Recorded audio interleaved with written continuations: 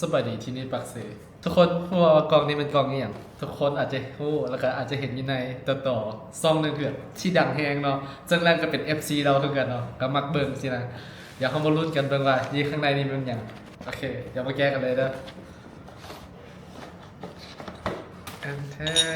นนี่ก็คือกระโถนั่นเองเนาะกระโถของคนตื่นทำนั่นเองแต่ว่าทุกคนต้องตื่นมาเบิ่งคลิปนี้เอออันนี้คือกระโถใส่หน้าของคนตื่นทำเนาะ เท็กเจอร์มันก็คือแบบน่าฮักเนาะประมาณนี้ใส่น้ำกินก็ได้ อันนี้ก็จะเป็นบวงคนเมื่อนี้เราจะมากินน้ำจากกระโถนของคนตื่นทำบางทีเขาอาจจะแบบยังไม่ได้ตื่นทำสินะอันนี้หลังก็ซื้อน้ำเก๊กฮวยมาจากเฟิร์นเนี่ยท่าหลวงนั่นเองเนาะอยู่แฟนชิมอลใกล้ๆเขานี่เองได้เห็นมาแบบที่เวลาเพิ่นเทศนาหรือว่าคนตื่นทำนะเพิ่นจะแบบเดี๋ยวกูฟาดเดี๋ยวกระโถนอย่างประมาณนี้อันนี้คือกระโถนคนตื่นทำเนาะ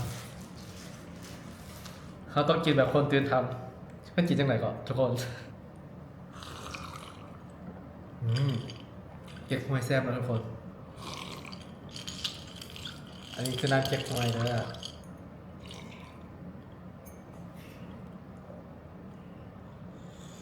ความรู้สึกของการกินน้ำเช็คห้วยในกระโถของน้ำตื่นทำมันก็สีแปลกๆเนาะ